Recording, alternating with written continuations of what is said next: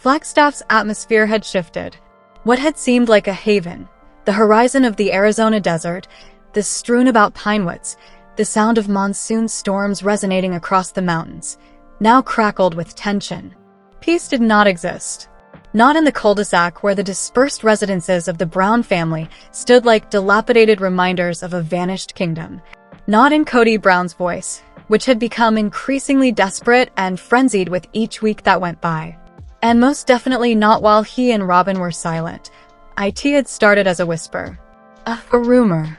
Janelle Brown's name is tied to some shady land transfer involving her ex-husband, a local real estate agent had said during a lunch meeting. Something doesn't seem right. It eventually reached the desk of a state investigator who had previously discovered several discrepancies in Cody's LLC papers after spreading like poison through silent legal hallways. Although Cody was unaware of it at the time, his house of cards was beginning to tilt. Cody paced the solitude of his house. He swore. He spoke in short bursts to himself. Hey, hello, everybody. Welcome back to my channel TLC Flicks. Make sure to give this video a thumbs up. He repeatedly told Robyn that Janelle was playing victim in order to remain relevant, that Christine had tainted the media, and that the system was rigged. But beneath all of the rage, vanity, and bravado, there was dread. Fear pure and simple. Sleepless evenings had left his eyes bloodshot. His hair hung limp and greasy at his temples, where it had been meticulously curled and straightened for TV appearances. Robyn, his last surviving ally, had started to recoil at his every touch as the empire fell apart. She wasn't a fool. The signals were visible to her. The checks bounced. The silent pleas to attorneys. When the business partner, whom he would not identify, called, he closed the office door. She wasn't prepared to acknowledge that anything had gone terribly wrong. Not quite yet. Because she would fall if Cody did. Janelle, meantime, was standing barefoot in her kitchen across town, listening to the tea kettle whistle. On the counter, her phone buzzed. One more voicemail. One more caution. After going over the documents from Brown and Sullivan Holdings, her accountant had gone pale, the loan agreement's bottom. But there it was, her digital signature, her name, and her social security number. Her identity has been used by Cody. She wasn't sure yet if it was by manipulation, coercion, or fraud. However, the walls were getting closer. Then the knock was heard. She stared at a scanned PDF of her signature and muttered to herself, I don't remember signing this. Federal officers. Unwavering, courteous, and cold-eyed. They inquired about wire transfers, tax havens, and business transfers. They used terms like co-conspirator and forensic accounting. Janelle felt nauseous. Then they arrived for him less than 24 hours later. The incident took place on a Tuesday afternoon. In an effort to regain Janelle's favor, Cody had just arrived at her rental with his arms full of groceries and planned a surprise meal for her and the kids. Unmarked SUVs blocked the street before he could even cross the doorway. The tension was tremendous, but the sirens were mute. Cody stopped. What on earth is this? He snarled. However, they did not respond. With their hands moving quickly and their weapons drawn, they yelled orders. They read him his rights, shackled his hands behind his back, and shoved him to the ground. He yelled that they're doing this because I'm a polygamist, that it was all a setup, and that he was innocent. However, nobody paid attention. Savannah was stopped in shock as she looked through the blinds inside the house. Janelle stood on the porch outside, her expression unreadable and harsh. For her, this meant gloomy acceptance rather than joy. She had long sensed that something was about to happen. She simply had no idea it would come with this much rage. It's over, she said to herself as the black SUV drove away. Cody slouched in the back seat. However, it wasn't. Not quite yet. When Robyn Brown heard the news, she didn't cry. She broke, with half-eaten yogurt cups and unopened mail all around her. She sat in her living room and gazed at the slow-motion replay of the arrest video on the TV. Cody Brown, a reality star, was arrested on federal fraud charges. His photograph appeared on the screen, a gaunt face, puzzled, and with his mouth hanging open as though he was still processing the situation. The remote was thrown across the room by her. She opened Cody's study closet later that evening. A screwdriver was used to pry open a long-ignored, locked filing cabinet. There were papers within. Forms for registering an LLC. Logs of business expenses. Phony personnel lists. Years' worth of financial statements, each one more perplexing than the last. And buried under them all was a ledger, handwritten. Cody's handwriting. Notes about the people he had transferred funds from. Janelle account-S holdings, Robyn's MTG payout, and legal slush fund. Her knees gave way. Robyn was aware of her need. It's not family. The spokesperson didn't say that. Not even from TLC. This trash needed to be buried, or at least shielded from her. Marco Cotto was his name, and he was not a cheap worker. The smell of smoke and leather filled his office. People would sign away their souls there in order to avoid going to jail. Robyn showed up with a pile of incriminating documents and a shaky voice. "You're his wife." Cotto looked up just enough to ask. "I'm the only one remaining. What is your objective?" "To save him," she blurted out. Then more subtly, "and myself." Cotto narrowed his eyes as he went over the data. "This is a federal matter. You know that, don't you? This isn't a scandal from reality TV.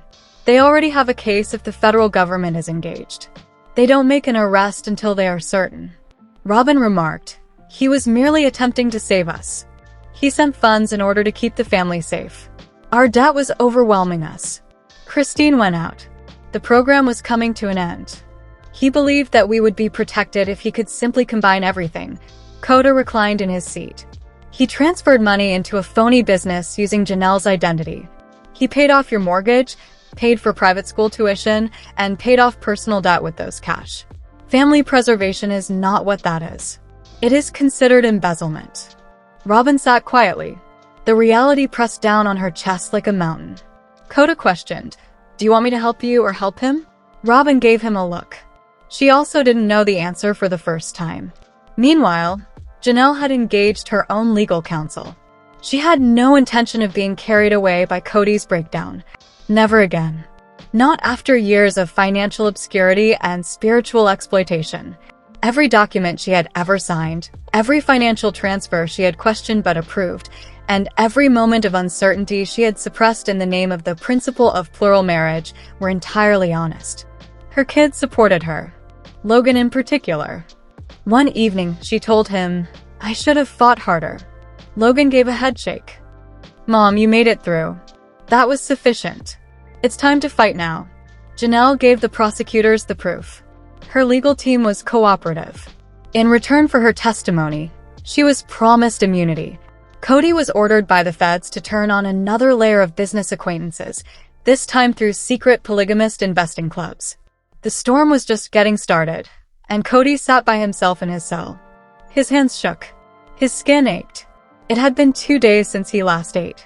He repeatedly played back talks in his mind, including the times he persuaded Janelle to trust the process, the evening he assured Robyn that everything was under control, and the deception he told himself, "I'm the victim."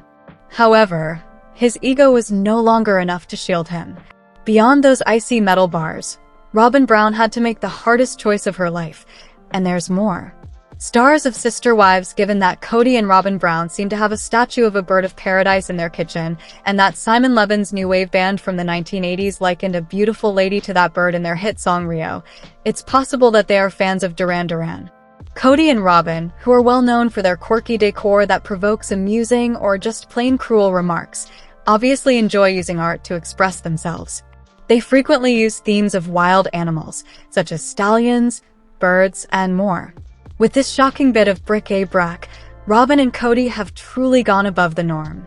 Like certain things in Cody and Robyn's house, Rio has a lot of sizzle, especially when it comes to Andy Hamilton's seductive sax solo. The contentious pair loves colorful, eye-catching flair, whether they're displaying their art glass bird of paradise or Western-themed decor like a bow and arrow wall display and Cody and Robyn's Lone Star rug from Walmart. Some people want straightforward, tasteful, neutral color schemes.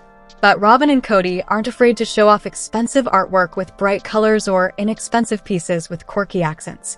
The image above is from a Redditor post by Mindful_Nugget, and Robyn and Cody placed this intriguing monument in their old Flagstaff house. To put it mildly, it's a talking point. In fact, it's hard to tell which bird it is because the zoomed-in photo is so grainy. but its magnificent plumage seems to be similar to that of male birds of paradise. In reality, the art glass object can be ceramic. The sculpture raises various doubts, yet it is clear that it is colorful and resembles a bird. The design may be deemed garish by some, but Robyn and Cody may argue that muted and subdued art is simply uninteresting. They may even be correct. Since a bird is not bound to the ground, its ability to fly signifies freedom. Birds can fly when they wish to. Robyn and Cody evidently felt stuck in a marriage with a remarkably limited amount of freedom for decades. Cody struggled to relate to his other wives, Mary, Janelle, and Christine Brown, since he was deeply in love with Robyn.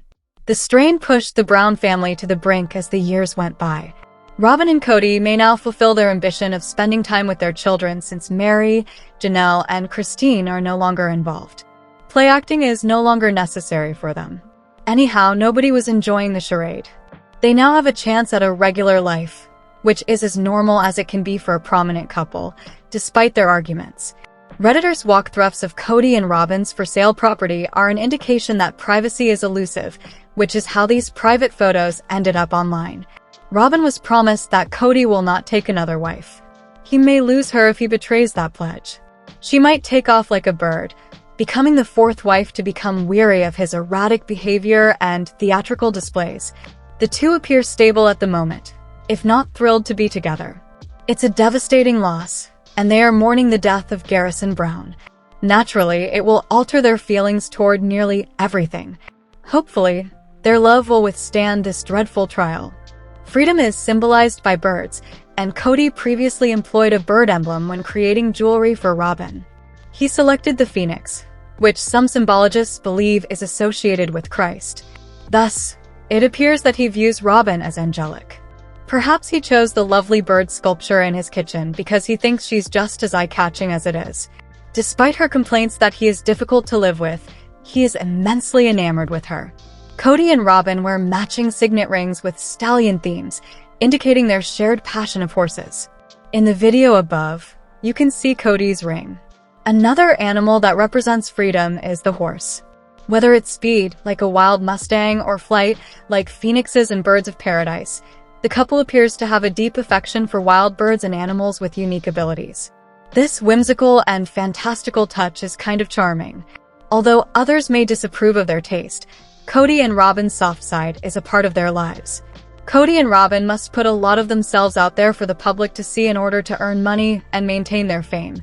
Their home serves as a haven where they may relax and temporarily forget about their detractors. Despite the hiccups along the way, it's a joyful and kind environment. Therefore, it is not really appropriate to criticize their house decor. Nonetheless, it's entertaining to observe the Sister Wives cast members' private lives. Paedon Brown, star of Sister Wives, is a charming character on film who occasionally overreacts. On Mother's Day, he appeared to criticize Robyn Brown in an Instagram message. Since it's a day to celebrate women, not to disparage them, Paedon's actions were particularly noteworthy. Although Paedon presented his remarks as lighthearted and even said he wasn't throwing any shade, there is undoubtedly some resentment beneath that. In the past, he has made fun of Robyn and even his own father. Although Paedon is fiercely devoted to his mother, Christine Brown, he is not Robyn's son. He seems so at ease with her on TV. The mother and son have a great relationship. All of the dreaded wicked stepmother cliches apply to Robyn. He doesn't appear at ease around her, he resents some of her actions, and he likely wishes things were different. Children from dysfunctional families endure a great deal of hardship. Some even experience depression as a result of the drastic shifts. Although Paedon has mostly come to terms with Christine's relationship with David Woolley, he still harbors resentment over the unpleasant past. Paedon never fails to put on a show. Attention is what this Leo man feeds on. He and both of his parents are undoubtedly stars. On the other hand, Paedon will stop at nothing to garner a chuckle, likes, or clicks. In startling interviews, he discusses his problems with Brown family members in great detail. Using his usual methods, he wished a happy Mother's Day to almost every mother out there, not every single mother. Although it appears like he was disparaging single mothers, that wasn't his true intention. Although the words he used sounded awful, His true meaning was that not all mothers should have a good Mother's Day. There is a 99.9% possibility that the blustery and boisterous Paedon was disparaging Robyn, even though he wasn't specifically targeting single mothers. He just does it that way. He's not stupid. He understands that everyone will mentally go there. Even while he vehemently denies any wrongdoing, he is stirring the pot once more. He was certain that people would get the wrong impression. By telling viewers that he wasn't throwing any shade at the woman he had repeatedly disparaged, he attempted to hide his identity. He also denigrated himself by admitting that he is capable of being a B*TT muncher. Sometimes Paedon makes things worse when he tries to apologize. But with the showman's moxie, a nod and a wink are used for everything. Paedon Brown from Sister Wives is someone who might profit from having his own spin-off in the future, but he is so contentious that it could all go horribly wrong. He might be cancelled if he makes a mistake. He lacks a filter, which would make for entertaining television, but he might go too far and start disparaging Kody Brown and other relatives. It's possible that he might turn off viewers. Paedon could be charged with clout chasing if he keeps making these kinds of blunders. Some individuals seem to be extremely unhappy without attention, even yet they thrive on it. It can be fun for these drama seekers to act out in order to elicit a response. Nevertheless, PR stunts frequently backfire, making the performers appear ridiculous. Other times, he criticizes Robyn in a more direct manner. Paedon could mature in time, but he's already 26, he once told the US Sun. Perhaps it's time to quit playing such silly games. He may have tweeted about Mother's Day with the greatest of intentions, but it's equally likely that he was attempting to gain Robyn's favor. It appears that he is overly reliant on her for his notoriety, inspiration, or anything else if he pays her that much attention. Being independent is the finest thing the Sister Wives actress can do. Sister Wives' eagerly anticipated tell-all episodes have finally aired, and following his recent appearance on part 1 of the reunion, Cody Brown, the patriarch of the Brown family, did himself no favors. After a mid-season pause that provided the show with the necessary depth to deal with the devastating death of Garrison Brown, Sister Wives Season 19 has finally concluded. After the season finale, the group and host Suki Krishnan typically sit down for the show's tell-all interviews, which are like a reunion for TLC. For fans of Sister Wives, seeing Cody lose his temper on camera is nothing new, but it has become much more frequent since 3 of Cody's marriages ended. Throughout the divorces, Cody has acted defiantly, saying nasty things like, "I never loved any of my wives except Robyn," among other things. TLC released a video from the tell-all in which Cody attacked Suki for attempting to justify his love for Robyn. In an attempt to play the victim, he said that Robyn and he had been H-slapped for their love and that he was sick of it. The rejection from Mary, Christine, and Janelle is obviously still causing Cody a lot of distress, and he is using his relationship with Robyn as an excuse to avoid being the bad guy in the family. Cody reacted angrily when Suki pointed out that he had contradicted himself by claiming that he was attempting to make all of his relationships with his wives on par with his relationship with Robyn, but then claiming that he couldn't love them all in the same way because they are all different people. Cody advised her to try it and see how it works out for her when Suki mentioned that you can't love one wife more in a polygamous marriage. In a different moment, Mary called out Cody's hypocritical behavior for denying her the spiritual release she desired following her divorce. Mary remembered that Cody would always claim that his religious convictions prevented him from divorcing his wife.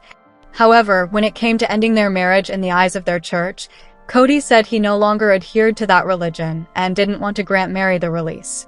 When it comes to Cody, it's a double standard, which is sometimes expected. Cody generally has trouble being responsible. When Suki confronts him about his statements that he never loved Mary, Janelle, and Christine, he concedes, "It's hard to be accountable for things you're saying in a passionate moment." He can at least admit that he isn't taking responsibility for what he has said.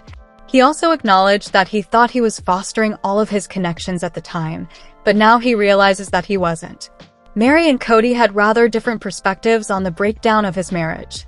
According to Mary, the religion gave her a spiritual release based on abandonment, a term Cody strongly objected to. But when they looked back on their final years together, Cody disclosed that Mary had kicked him out of their house because she was having an affair with a catfish online. He said that he never returned, which she saw as abandonment, but he claimed that the catfishing episode served as the catalyst. Here, it's simple to see both sides of their debate. Mary and Kody's relationship was undoubtedly altered by her catfishing incident, but Kody was emotionally checked out when he chose to stay married to her at the time. Both of them are to blame. Although he didn't plan to work on it with Mary, Kody stayed in the marriage, giving her optimism that their relationship would eventually improve. When she wanted to end the marriage, he rejected her and became irate and obstinate. Let us know in your comments. And stay tuned by subscribing our channel to get more updates like this. Thanks everyone.